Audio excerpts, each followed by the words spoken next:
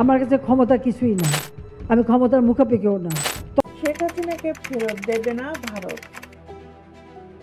ভারত তার ঘনিষ্ঠ মিত্র শেখ হাসিনাকে বিসর্জন দেবে না। ভূ রাজনৈতিক কারণ বিবেচনায় তারা হাসিনাকে পরিত্যাগ করবে না।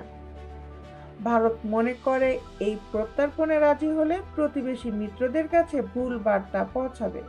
ভারতের দ্য ইকোনমিক টাইমসের এক প্রতিবেদনে এই তথ্য উঠে এসেছে। উচ্চ পর্যায়ের সূত্রের বরাতে পত্রিকাটি বলেছে, বাংলাদেশের বর্তমান মোহাম্মদ ইউনূস সরকারের চাপ থাকা সত্ত্বেও এই বিষয়ে দ্রুত কোনো সিদ্ধান্ত নেবে না ভারত। অনুরোধটি তারা সতর্কতার সঙ্গে পর্যালোচনা করবে এবং এতে কয়েক মাস সময় লেগে যেতে পারে।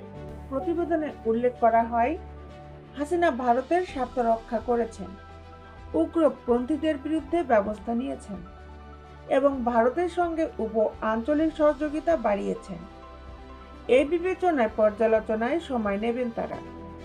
তাছাড়া ভারত বাংলাদেশ প্রত্যর্পণ চুক্তি অনুযায়ী রাজনৈতিক প্রকৃতির অনুরোধগুলো কার্যকর করার সুযোগও নেই। সূত্রগুলো মনে করে, বর্তমান পরিস্থিতিতে যদি শেখ হাসিনা বাংলাদেশে ফেরেন তাহলে তার জন্য একটি অনিশ্চিত ও ঝুঁকিপূর্ণ পরিস্থিতি তৈরি হতে পারে।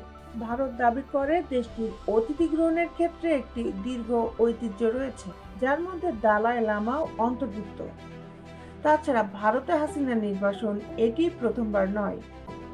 1975 সালে তার পিতা শেখ মুজিবুর রহমানের হত্যার পর তিনি এখানে নির্বাসিত ছিলেন।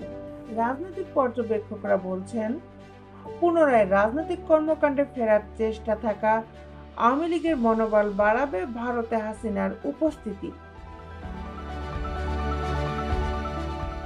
দেশ বিদেশের আপডেট নিউজ পেতে আমাদের সাথেই থাকুন। Justice television, Dhaka.